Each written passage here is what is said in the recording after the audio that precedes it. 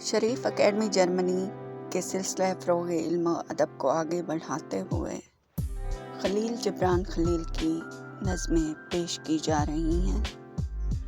میں ہوں معظمہ Naqvi, D G Khan, Pakistan سے۔ خلیل جبران کی نظم روح اور پیدائش، حصہ اول۔ روح کی غایت خود روح کے رہتے تپردوں میں مستور ہے، جسے صورتیں نمایاں کر سکتی ہیں اور نام مظاہر۔ یہ بھی کہا گیا ہے کہ روح کی غایت ارواح ہیں، معراج کمال کو پہنچ کے فنا ہو جاتی ہیں اور کوئی نقش و نشاں باقی نہیں رہتا۔ گویا روحیں وہ پکے ہوئے پھل ہیں جو ہوا کے جھونکوں کی تاب نہ لا کے شاخوں سے جدا ہو جاتے ہیں۔ اور یہ بھی کہا گیا ہے کہ روح کی غایت اجسام ہیں، شکست و ریخت کے باعث جب وہ ریزہ ریزہ ہو جائیں تو روح غنودگی سے آزاد ہو جاتی ہے اور کوئی اسے بیدار کرنے پہ قادر نہیں رہتا۔ گویا روح ایک ہفتہ ہوا سایہ ہے،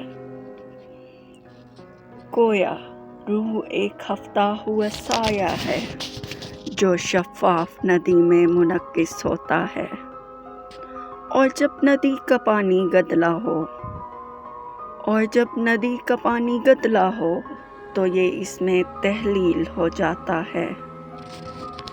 یہ سب کے سب ذالین میں سے ہیں کہ جوہر حیات روح اور جسم کے ساتھ فنا نہیں ہوتا، کہ جوہر حیات روح اور جسم کے ساتھ فنا نہیں ہوتا۔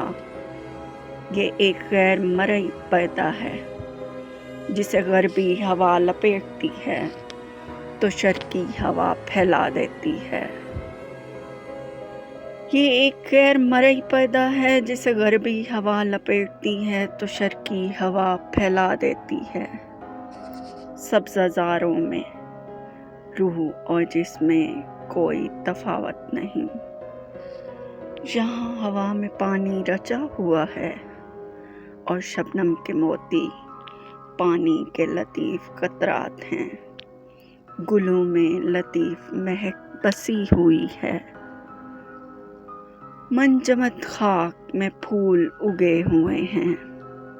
حوروں کا سایہ حور ہے، حوروں کا سایہ حور ہے جو وقت کو رات سمجھ کے سو گیا ہے، جو وقت کو رات سمجھ کے سو گیا ہے۔ اس ویڈیو کو لائک کریں، شیئر کریں۔ مزید علمی اور ادبی ویڈیوز دیکھنے کے لیے اس چینل کو سبسکرائب کریں اور بیل آئیکن کو دبا دیں تاکہ ہر آنے والی ویڈیو کا نوٹیفیکیشن آپ کو مل سکے۔ اپنا بہت سارا خیال رکھیے۔ اللہ حافظ۔